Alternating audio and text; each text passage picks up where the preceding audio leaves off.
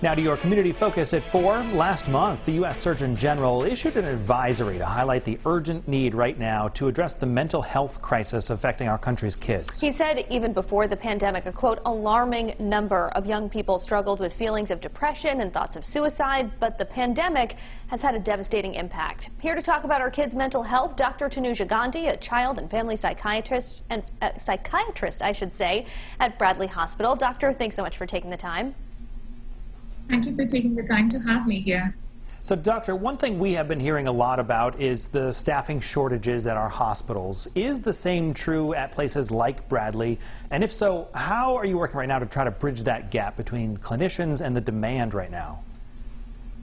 I think the staffing shortage is a crisis across the country, and Bradley Hospital is also affected by the same situation that most hospitals in the state are.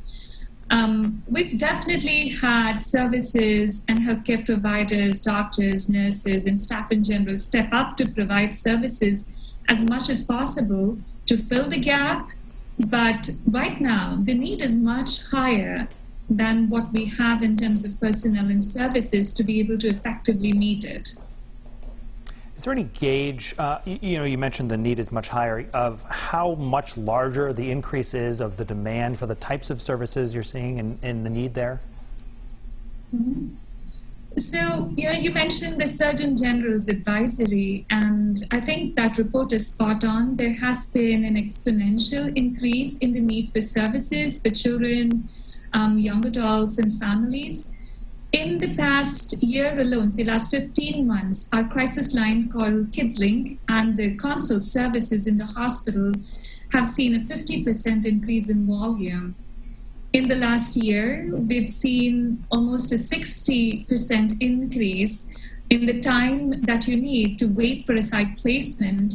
And that's much higher if you need a psych bed, almost double the time in the past year. So even if you don't go by the specifics of the numbers, there's been a very significant increase in the need for mental health services, much higher than what our system is able to accommodate, even if we maximize the capacity of all our resources and systems at this point. We've talked about the Surgeon General's advisory from back in December, which seems to me, from a layman's perspective, like a pretty rare step for the Surgeon General to take. So what was your reaction when you saw that advisory from him at the end of last year?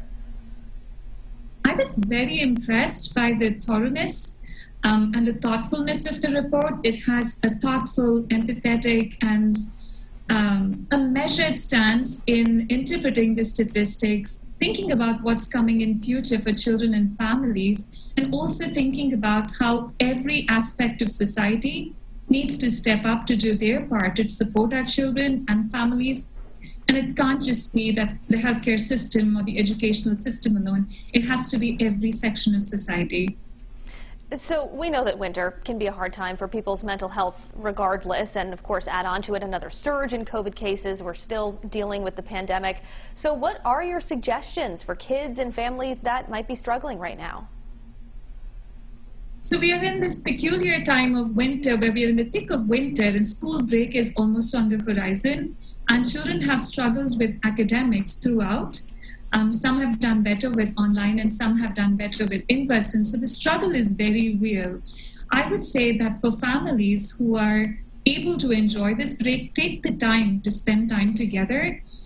Because the one thing that the pandemic changed significantly is our ability and opportunities for connecting with other people.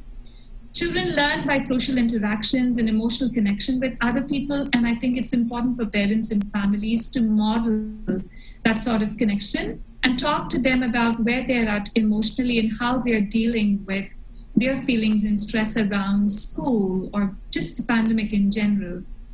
I would also say that, you can't spend a lot of time worrying about what next or what may or may not happen.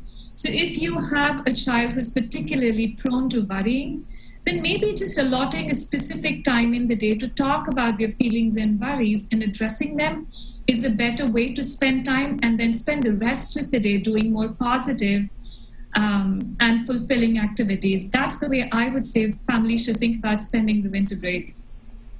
And doctor, we have just about 30 seconds left, but I'm curious, for a parent watching right now or a child watching right now, if you had to recommend just one initial step for them to work toward getting maybe some assistance, what would that be? If in crisis, they should call KidsLink, which has been a good support line for Rhode Island. And otherwise, just make sure you're all in touch with how each other are feeling in the family. And if needed, reach out for a counselor or a therapist, because these are difficult times. And you should reach out for support if you need it. Dr. Tanuja Gandhi, very important information. Thank you so much for your time. Thank you for having me. And looking ahead to tomorrow, when Rhode Island Department of Health Interim Director Dr. Jim McDonald will be joining us for our monthly interview with him.